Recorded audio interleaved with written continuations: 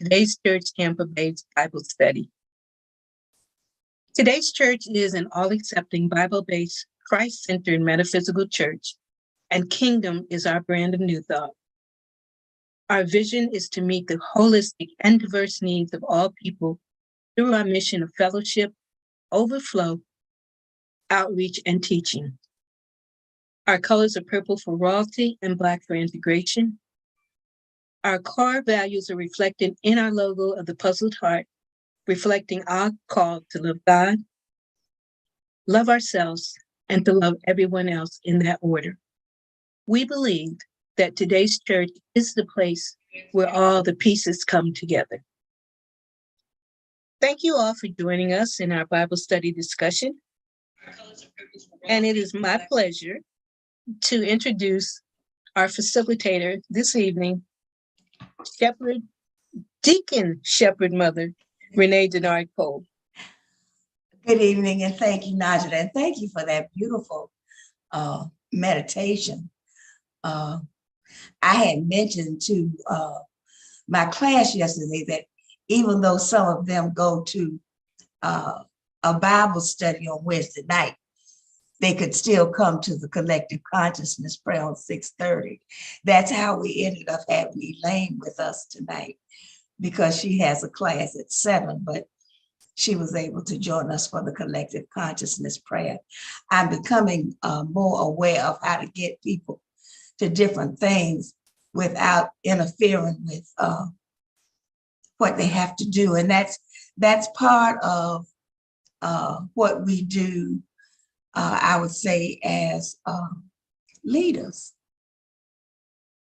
And one of the things that we're going to be talking about tonight is leadership in some of our studies. So we're just about at the end of Jeremiah, and we're seeing the change that is coming about because the people are in Babylonia, and now what Jeremiah is telling about is what can happen when they get out. You know, rather so more so than I've already told y'all was going, so you didn't believe you was going, now you're there. But maybe I can tell you some stuff now and you'll listen. Maybe you've learned some lessons now that will allow you to do what it is you need to do to do better. So let's go here to our lessons for tonight. Jeremiah 31 through 35.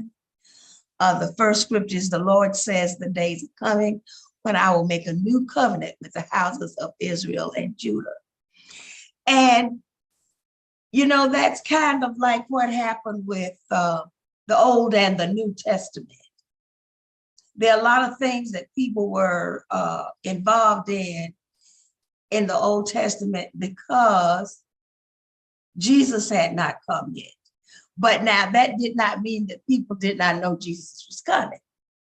And that did not mean that they didn't know what to expect. So the Lord has realized, the Lord didn't have to realize, but Jeremiah realizes that what God is saying now is that, okay, we tried to keep them from going. Now let's get them back. And so there's some things that are going to change. And one of the things was from hands to heart. So in the old thing, it was the law that they lived by. And with the change, it would be love that they would live by. And that there would be a time when we would not be concerned, like from hands to heart, from Moses with the tablets, and coming down and breaking them and going back to get them, to us coming into a place of love instead of harsh punishment. You know, a lot of people still live by those things. A lot of people still live by what's in the Old Testament, and they wouldn't tell you, that's in the Old Testament. Well, that's why there's a New Testament. because things change. It's the same thing with why there are so many different Bibles. Because as things change and people need to understand what's going on, we're all the way to a Message Bible that breaks everything down from the thee, thou, and they to, what's happening. So here we are going from one thing to another and drawing people to a new covenant, drawing them from people to personal responsibility, instead of everybody getting punished for what you did. They'll get punished for what they did. Just because I'm in the group doesn't make me have to suffer with everything else. Because everything that would happen, like if somebody in the house did something, the whole house got burned down. You couldn't run and say, it wasn't me. No, it was the people. It was everybody. Nothing was individualized. Nothing was made where anybody took responsibility for their own stuff. And here we come to a point where it's like, okay, I can't blame anyone else for what I'm doing. Nobody made me do this. I have the gift of choice, and I can say and do whatever I choose to say and do. And the only person that it will impact is me. It's kind of like, I tell you what, when I was growing up, my cousin, who I'm 4 years older than, we lived together at my grandmother's during the day when my great grandmother was gone working before I started going to school. And I didn't have to do anything to get a beat. He could do it and I could get a beat. Because it was people. It wasn't on you, it was on whoever the group was. If I was in a group of kids and something happened, I may as well have been the one that happened, even if I had said, don't do it, I don't want to do it. None of that made any difference because it was that group thing. But finally, we have got to a point where we are held accountable for exactly what we do. So drawn to the new covenant, it was drawing us from the law to love, and it was drawing us from getting punished for a group of stuff, and then just taking responsibility for ourselves. And then from death to deliverance. I don't know about you, but I'm very glad we came from death to deliverance, because whatever you did, you was going to get stoned to death. You were going to get stoned to death. No, adultery, stealing, whatever it was, the penalty was death. And now it's not that way. It's deliverance. It's let's work this out. Let's bring this up and out so we can be healed. Let's do something to make sure that we know there is a difference. God works with us now, and it's not that thing where whatever you do, you gonna die. It isn't like that anymore. It's actually at a point now where there are consequences for things, but they don't all end in death. And this was a thing I believe that people thought about once they were there. Now, I could be very wrong because I was not there, but I can just know that it would just make me feel better to know that when I do get out of here, if that girl over there does something, I'm not going to get in trouble for it. It's going to be on that girl over there and not on me. It's going to be something that I won't have anything to do with. And if I do something, if I get in trouble, I won't necessarily die for doing it. I will not be stoned to death. Whatever you did, people brought you outside and stoned you to death. I don't know if I could. I'm so grateful that I was not in that time. I'm grateful that I'm here reading about it and not saying, oh yeah, I remember that. No, I don't remember that. I'm glad. So what do you think about the new covenant? What do you feel when you think about the fact that as harsh as everything was, it was just like, there's only one answer. There's only one way to do this. There's only one way to handle this. How do you feel about that? I can't see anybody being unhappy. Naja? I don't know if I'm directly answering your question, but I counted 3 times in the scriptures that we read, and I know it's in scriptures before, where God says, I will be your God and you will be my people. That's not a question. So in his infinite wisdom, he made it so. Yes. And about that people to personal responsibility in the workplace, when they call a meeting, I called it the group slam, because the supervisor would start talking about, what was wrong. And I used to feel like at the end, it was like, well, maybe I did do that.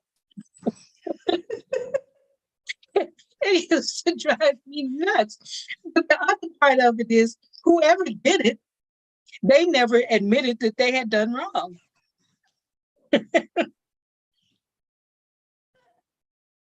I understand exactly what you mean. But as we grow, we also know that even in situations like that, we know whether we are responsible anymore. We're not, it's not so easy.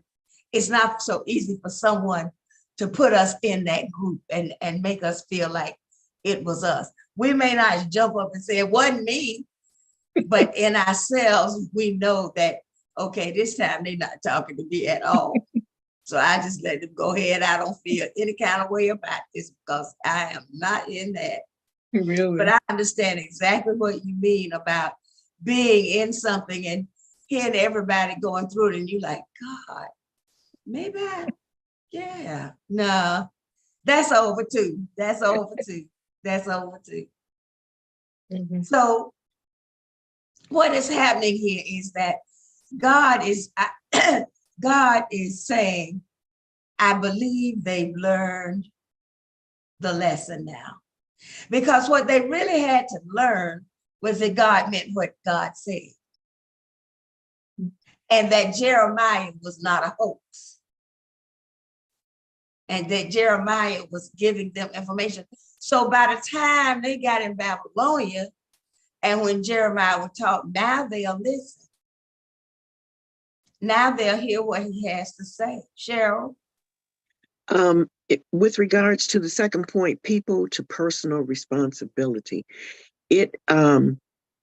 God's, in his, like Najda said, in his sovereign wisdom, God has, I believe, to me, it reminds me of being set free from a collective guilty verdict to individual responsibility, and that is a certain freedom because you're not being held accountable for everybody's stuff. So there's a certain degree of freedom in that.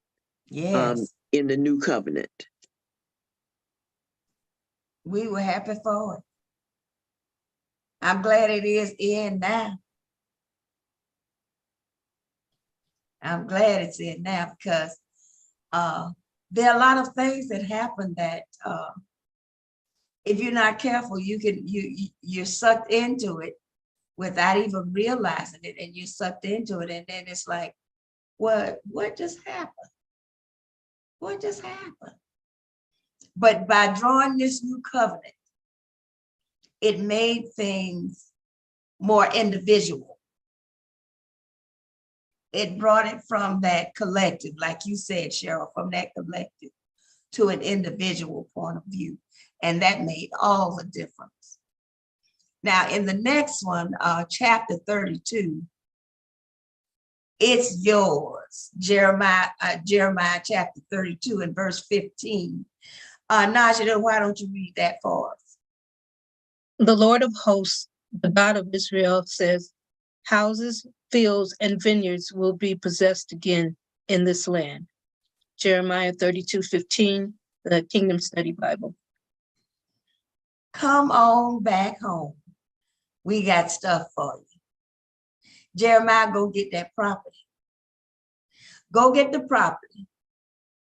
Make it ready for them, and let's get it at a lower price. I think about when I read that, I thought about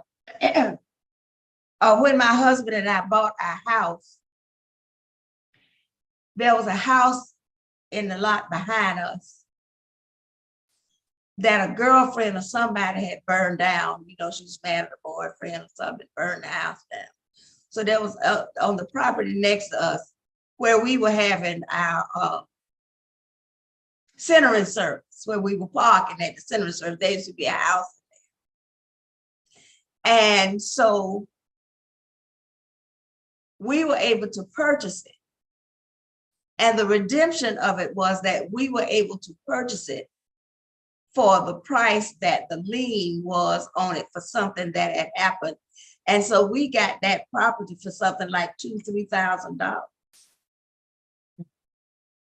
And the only thing that they asked us to do was not to put anything on it that we were gonna make, that we were gonna profit from, that we were gonna have something like a store, you know, a restaurant or something like that. So the redemption was that we were able to get the same good property for a less price. And this is what God is saying, having Jeremiah let them know. You will get all this land again. And because of the lessons that you've learned, you will get a better price for it. You know, it's kind of like, well, it's like what I said, you know, getting the property for less than what it was actually appraised for and being able to use it. Cheryl? The blue light special.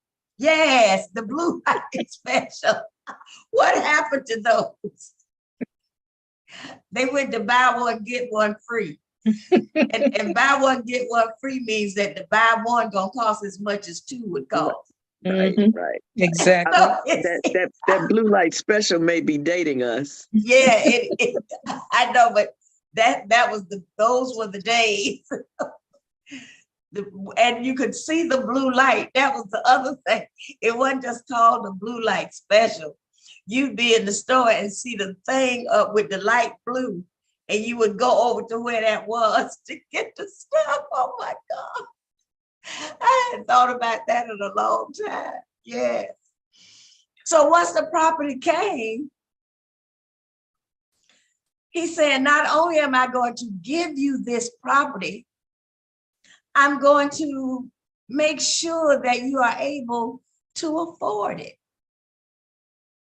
You know, it's kind of like when you've been on punishment, your mama beat you or your grandmama or whoever it is, and then they bring out and they have made some bread pudding or something. And they come and say, well, come on, sit down, have a brownie with some ice cream or have some ice cream or something. Because we've all gotten to a point then where we've settled in, we've learned the lesson. We hope we've learned the lesson. They hope we've learned the lesson. God hopes they've learned the lesson. So let's do something to let you know that everything is okay. And God is saying, I will give you everything again. I'm bringing you back to the promised land. I'm giving you an opportunity to have the things that you could have had before. And now we're going to do this thing and see if we can work out something where you know that this is going to be okay. But make sure that you can prove that it's yours. Let's get the whole package. Let's not get part of it. Let's get all of it. We don't want somebody else coming up talking about squatters' rights. We want to be able to just have this and have it because God is saying it is yours. It is all yours. It was always yours. But the way that you were living, you just couldn't have it. You see, that's the thing that we always have to remember. We all have everything. It's just how do we get to it? How do we manage to make it manifest? What are we doing to make what is already ours really ours? And so that we can reap from what it is. Because there's nothing that we don't have. It is where we are in our consciousness, because the house is the consciousness. And it's about what's in our consciousness that allows us to move into the different parts of it. Some people have a house with no furniture. Some people have a house with maybe a chair. Some people's houses are filled with furniture. But as we grow, so does everything else grow. So does everything else really manifest in us. There's nothing that we don't have. There's absolutely nothing that we don't have. But where do we work, and what do we do to get to the documentation, the deed saying, and you know this is mine. And you know this is mine. And I know this is mine. That this doesn't belong to all that I have in me is mine. How I bring it out of me is up to me. And once I can do that, I'll be fine. I'm fine now because I know that as I grow, I continue to get the things that I need. And the things that I need and the things that I desire become one at some point, where there's nothing that is going on where I just got to have something else. I don't have to have. It's just there for me. I've got the house, I through the redemption, and now I have the deed. Okay, so we go on to, anybody want to say anything else about that before we go to chapter 33? All right. No lack in leadership. I like this. I like this. Cheryl, go ahead and please read Jeremiah 33:18 for us. Nor will there be a lack of priests and Levites who will stand before me continuously to offer burnt offerings, to burn grain offerings, and to present sacrifices. Jeremiah 33, verse 18. God is getting them prepared to see that everything is going to be good. Goodness is on the way. The kings and queens. Well, you know, that would be the political people. The people, the people who are the governor, the mayor, all those people. Because there's gotta be leadership. There's no lack in leadership. Without leadership, what we gonna do, run around in a circle? It'll kind of be like the dog running after his tail. It's just, you're just running in a vicious circle and nothing is showing you, nothing is leading you to anything else. Jesus, our way shower, led the way for us. And then we have other people who lead us. In this priest and Levite, we're talking about spiritual leadership. The leaders, the ministers, the deacons, the elders, the overseers, the bishops, the spiritual leaders. This is that priests and Levites that run things. And there's nothing, and there's nothing that they do that doesn't show leadership. You know, I don't know if anyone in today's church, Tampa Bay, that we wouldn't see doing something that, you know, some other people say, I would never do that. You know, if something needs to happen in the bathroom, there we go. If we need greeters, here we are. Whatever we need, somebody will get up and do it, because spiritually, we are the leaders. We are the people who do the stuff. We're the people that get things done. And as we grow, there are other people who do them. You know, we've all been in positions where we were the only one doing something, and then suddenly there were other people. we were the only person doing this, and now there's somebody else that do it. And as we keep going, there's somebody else. I look at the daily download, and streaming the daily download and streaming the daily download and streaming the daily download. And then one day saying, you know, I know some people that might, you know, desire to do this. And granted, I did get some people to do this daily download, but Patrick, I just found out as you go somewhere, it's me. I messed up, I think.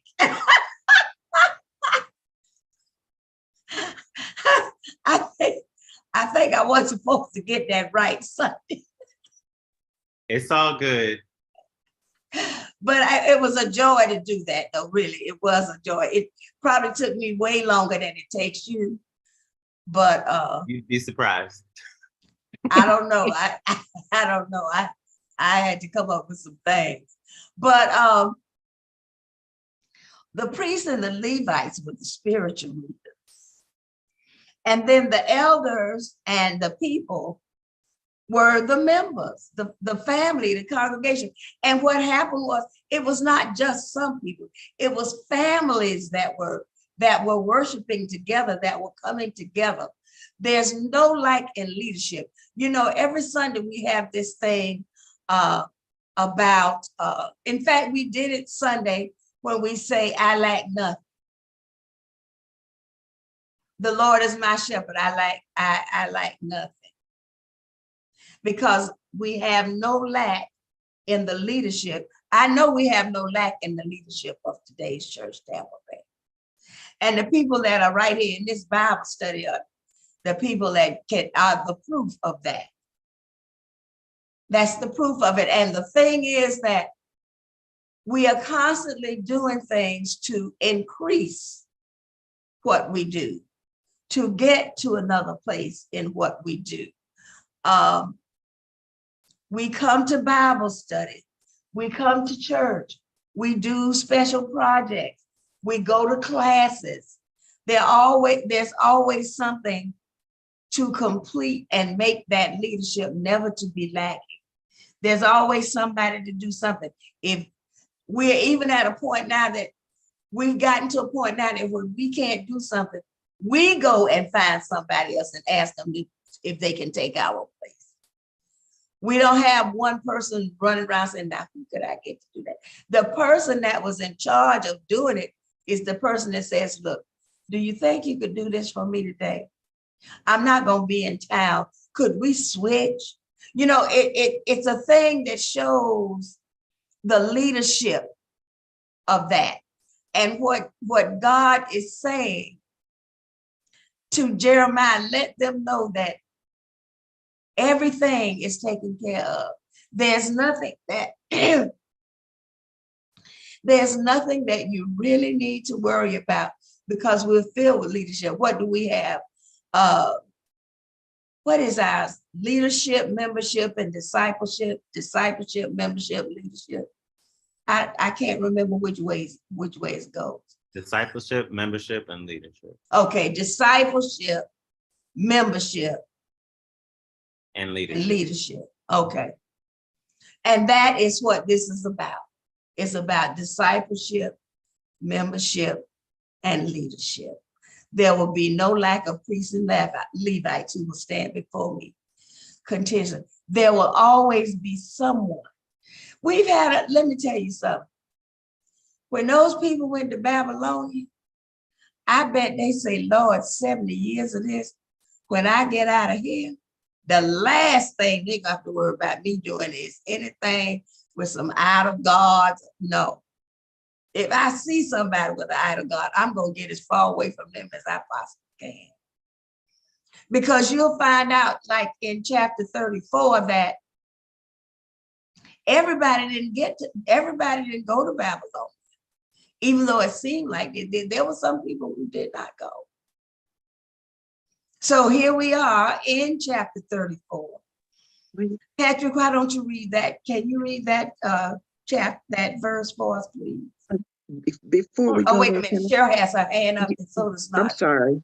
I'm sorry, I just wanted to, again, in his sovereign wisdom, God, even though they were in captivity, he let them know through Jeremiah that even though you've been under somebody else's subjection, there are still leaders in your ranks That's for right.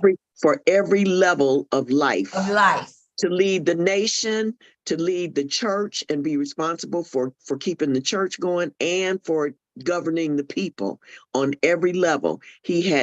There were still leaders in preparation, standing in the wings Waiting. for such a time as when it was time for them to take their leadership role. Very good point. Very good point. Naja? Well, as to today's church, it has never been, nor will it ever be, a join the church, sit in the back, and kind of fade into the ozone. No, you know. So, I'm telling you, if you're in today's church, you're gonna do something. You really are. And when I think back at things that I had to do early on in the church, I could just kind of smile because when I was told, I was like, I can't do that. I cannot do that. I did it. Thank God. But what I really like about us is that we encourage each other. We do. I don't think if somebody got up there and did that cat commercial, that anyone would say, no, that wasn't it. So, that's the best cat commercial I ever heard. But yeah, I'm grateful for, us and the way we worship and the things that we are learning and the things that we are doing. Yes. And it's good to say that sometimes because, people, and the thing about it is anyone that is watching has no idea what anybody has had to go through to get to what it is that they're doing, or how I just jumped up and all of a sudden that's what we were doing, and how things can just change right before our very eyes, and thinking that somebody's gonna do this and then all of a sudden they can't do that, and then somebody else is just up there doing it. It's a group of leaders. It's a whole church of leaders. And like Cheryl was saying, no level of leadership is without leadership. There's no level of it. Like she's saying, the political, the spiritual, or the family part of it, everything is taken care of. And I'm just grateful to be a part of something like that. I don't know about anybody else, but it is a very exhilarating thing for me to feel all right all the time. And it's even more exhilarating that when I try to not feel all right, there's some principle, there's some process, there's something that comes up in my head that snaps me out of it right away. Wherein before it would take me months, maybe, or weeks or something to get over things. And now it's like, okay, I did enough of that. We moving right on. Because of all of the tools and everything that we have in order to get these things done, but that comes from no lack in leadership. Comes from no lack in leadership. Okay, Patrick, would you read 34 and 11 for us, please? But afterwards, they changed their minds. They captured the slaves they had freed and enslaved them again. Jeremiah 34 and 11, Kingdom Study Bible Translation. We know this story. We absolutely know this story. We know this story through the stories we know from Juneteenth. It's Emancipation Proclamation. We have seen this story over and over again. And sometimes people that were in bondage were the people putting other people in bondage because they forgot about what it was like to be in bondage. They forgot about what it would be to to take somebody and do that. So here they are with these people thinking they're free, and suddenly they're not. They've taken them back. And that is just where we forget what we've been through, where we get to a point where hopefully none of us are in this, but there's a point where the things that you went through are so far in the back of your mind that when you see somebody else going through it, it doesn't faze you. And it puts you in a state of, oh, I wonder what happened with them. Instead of, I can do something to help them. It becomes a thing where you're willing to help the other people to get them into whatever it is. But here we are with the people forgetting what they went through and going back and capturing people again. But I looked at that thing, and there was this 7-year law where after 7 years, everything would be okay, because most of the people that were enslaved because they couldn't pay their taxes. It was something to do with debt. And I don't know if I know for me, I know that in 7 years, whatever is on my credit is gone. I know that this 7-year law still applies today. When a person is in a debt, after 7 years, they are let go. It is gone. And they forgot about that 7-year law. They were still trying to hold on to people. But there was a law that said, no, you have paid your debt. You have been in this for 7 years. You may go now. Now, you may go now and do the right thing, or you may go now and we can start these 7 years over again. But that's up to you. But there's a way that when you get out of this, you can be out of this. And there won't be anybody coming up to you talking about, well, you got to go back because 7 years ago you did this, you did. No, that was the 7-year law. Once the 7 years are up, it's done.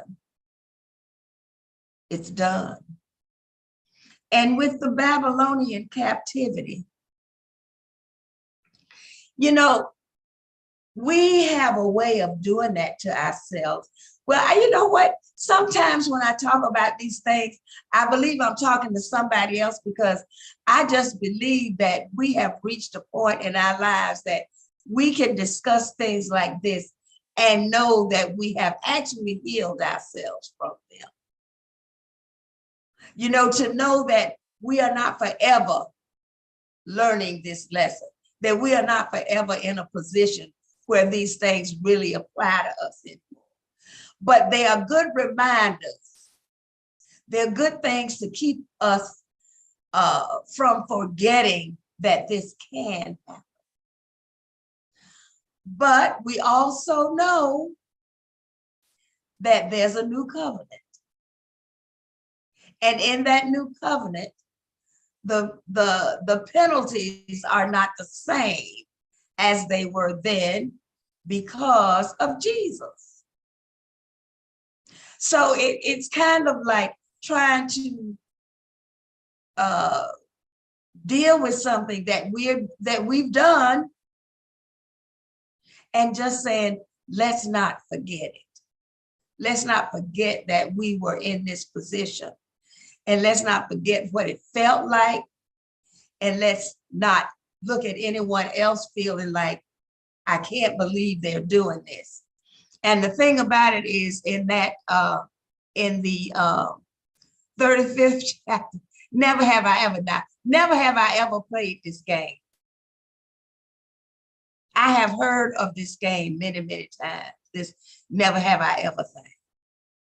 But in this one, it was an ego trip going on with these people who had lived in the tents. We have lived in tents and have fully obeyed everything our forefather Jehonadab commanded us. In other words, we followed every law that we had. We followed every law that we have. And Jeremiah said, yeah, you did, but you also broke the law. Don't put yourself in a position that because you never drank, okay, you didn't drink wine, but you did something. That's why we can have the recovery Sunday and say we're all recovering from something. See, it used to be a time that the only people that anybody thought were bad were people that used drugs. Because, you know, alcohol is legal.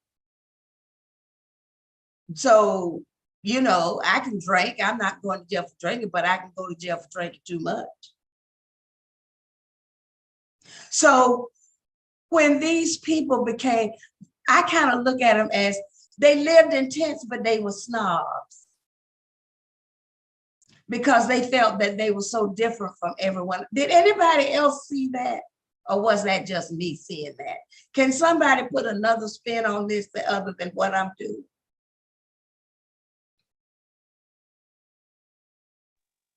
Cheryl. They were paying homage to one of their ancestors or predecessors or forefather, whichever way you want to put it. But the children of Israel and Judah were to be worshiping the true and living God. This other person, this forefather, was a dead person. Yes, was a dead person, and I know, and from what I've read, it seemed that that was just one of their policies was not to drink. One of the things that their people held in high esteem is that they don't drink. You know, but still they were paying homage to a dead person and holding him and revering him. So they were still doing the it was still misguided, Okay. All right. Yeah. So I just want to make sure because I'm saying because it just seemed to me like they felt like, you know, we did all the things they told us to do, but this is not God's law. Yeah, this you and Jehonadab now talking about this, and who is Jehonadab? You know, and they felt like they couldn't do hard work, and you know, and we don't have to do that because if something happens, all we got to do is pack up our tents and go to somewhere else where everybody else is stuck with where they are. You know, looking at it as an advantage when really there wasn't an advantage in it because they were having issues just like anybody else. And that wasn't the only thing that made you holy, not to drink wine. And they were practicing separatism. Yes. The isms and the schisms. All of it. We don't bother with y'all. We over here in our tents and y'all over there in y'all houses. And we got this. Well, that's not a good way to be. That's really not a good way to be. And not only that, who is anybody to look at anyone else and decide that they're better than them? We know that happens. We know that happens. But the more we grow, the more we realize that that's not the case. When I see people like that, I thank God because I know that could have been me. All I had to do was make a different choice and I didn't make it. But it didn't mean that it doesn't make me any better than that person. It just means that at that point, I didn't make the choice that person made. But there was something in my life where I made a bad choice. I don't think it was in my best interest to try to commit suicide, for God's sake. I don't see any advantage in that. So you see, there are things that happen in our lives that compared to it, they weren't even willing to look at the fact that we might not be doing this, but we're doing this. We may not be doing whatever they're doing with the wine, but here we are over here with this, and we just living this kind of life. We shouldn't be in a place where we don't become, where we're not the all accepting that we desire to be or that we should be. To look at other people and just say, oh, well, that's too bad for them. I'm sorry to hear that. The biggest lesson that I have received, I think, with being in the Today's Church was having church at the Good Samaritan. For me, having church at the Good Samaritan taught me a lot, because there are people from all walks of life at the Good Samaritan. And it was, you know, and you come in going, oh my God, I can't touch that. I can't, oh. And all of a sudden you realize, what is this you doing? What are you doing? Why are you here? What are you here for? You're here to set an example.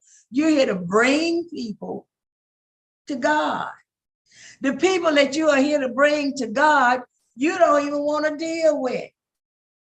What is that? What is that? And I can remember the first time I went and hugged somebody. I remember somebody looking at me like, what is wrong with you? No, what is wrong with you? Because what these people are looking for is what we have. And the only way that they get it is if we give it to them. So we cannot separate ourselves from a situation and be looking at people like, I tell you, we had some people in church Sunday. We had a guy in church Sunday that was talking back to Dr. Pulley and saying good stuff. You remember him? I mean, he was on it. He was in there listening and just all in. But you see, there has to be people who are willing and able to welcome people, because we don't know what these people are going through and we don't know what they really need. And we have had people to come in there and just sit and cry through the whole church. And then in the end, we get with them, we talk with them, we pray with them. And it is the best thing ever. And I don't believe that we would have ever gotten to that had we not gone to Good Samaritan. Had we not done that, there was a whole group of people that we did not really realize that all they needed was someone to share what was going on with them and not to, snub them. So when we look at never have I ever, we do not desire to even have to have that statement, to use that statement. It's a statement of what are those people called? I can't think of it. Of the elite. I don't know if it's elite. I don't know what the word is I'm looking for. But they're the people who think that they're above everything that's going on anywhere. I can't think of what you call them. Sadiddy? That's a good one. I wasn't thinking Sadiddy, but that's the word. The bourgeois. Aren't you too young for Sadiddy? I'm older than I look.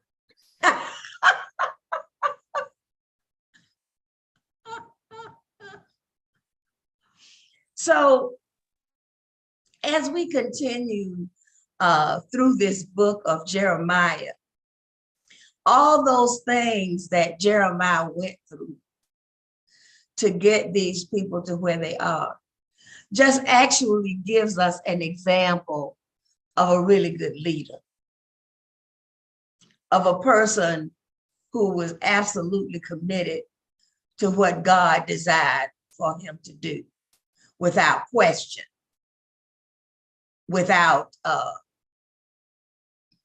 being concerned about what was happening to him, because he knew that God was taking care of him. The thing that I believe that hurt him the most was that he was not able to get these people to see what he was trying to show them.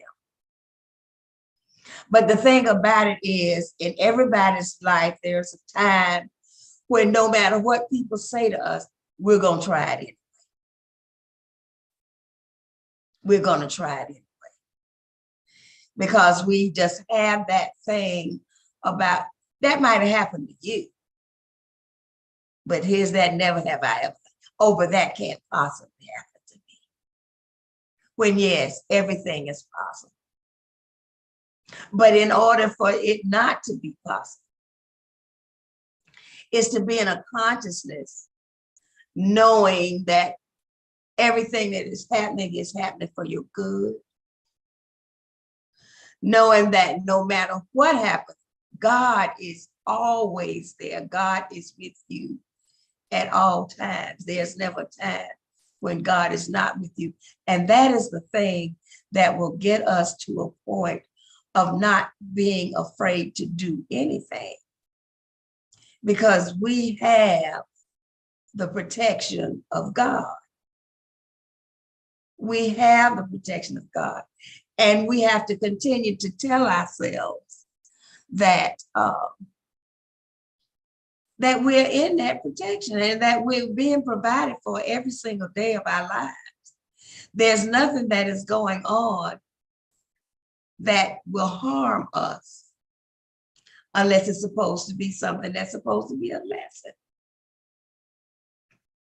When we get that in our heads, we can move about we can move about the boat with ease, with no seasickness or nothing, because we are realizing that everything that we're doing, our whole day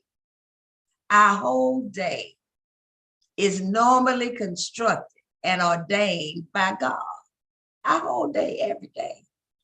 So there's no reason for us to have any doubt about it. Of course we do, but that's only when we forget. That's only when we forget. And I don't know about you, but my forgetfulness is getting fewer and fewer times. I'm getting to a point where a lot of these things I kind of remember now. And they don't always come back to bite me in the butt, because I remember. And when we remember, it's when things go the best way. We have about,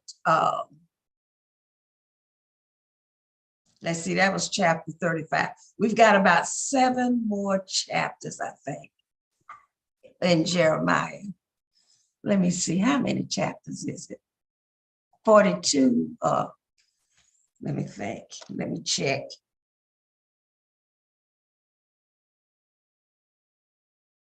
Where's my Bible?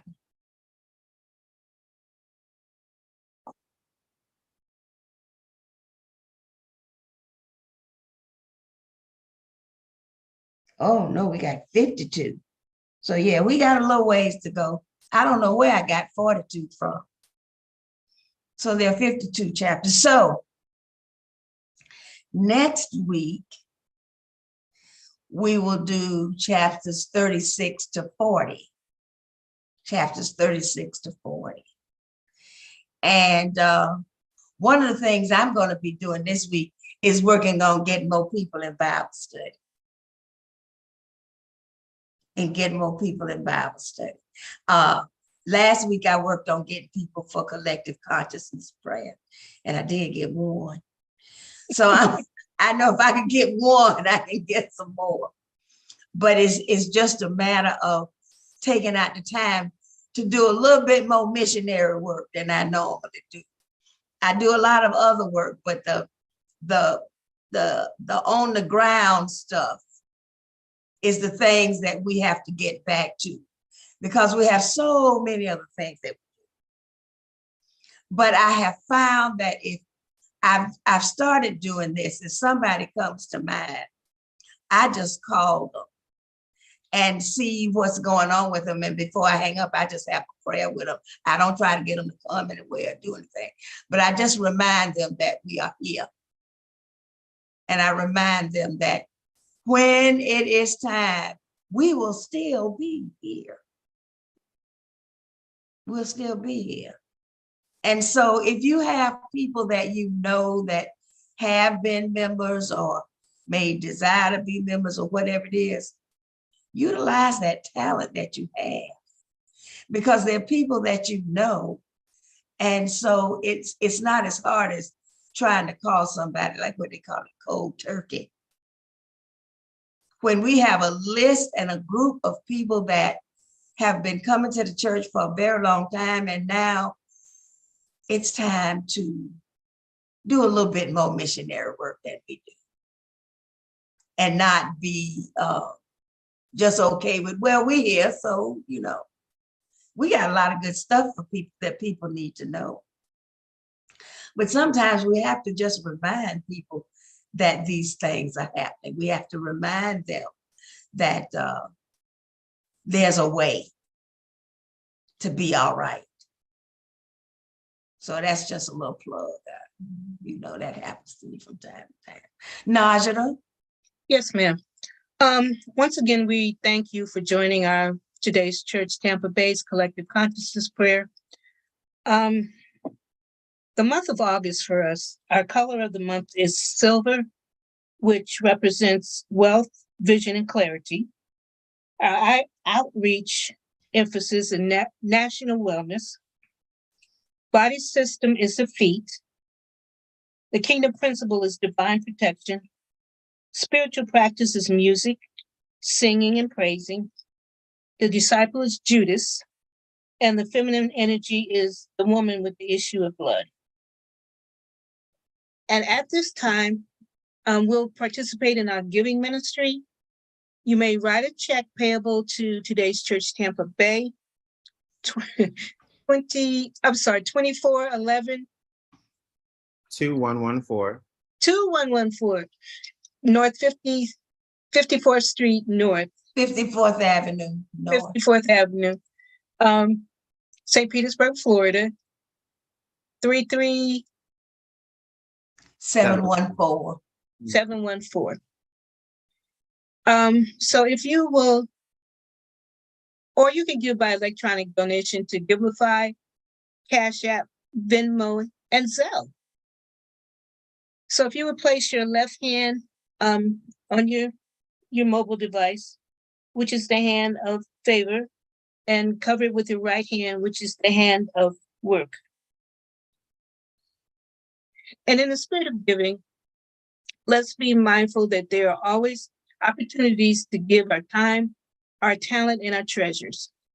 With that understanding, please hold in your offering or phone in your left hand, the hand of work, and cover it with your right hand, the hand of favor. For our virtual members, the prosperity affirmation is on the screen, and please repeat after me. Prosperity is a fountain that flows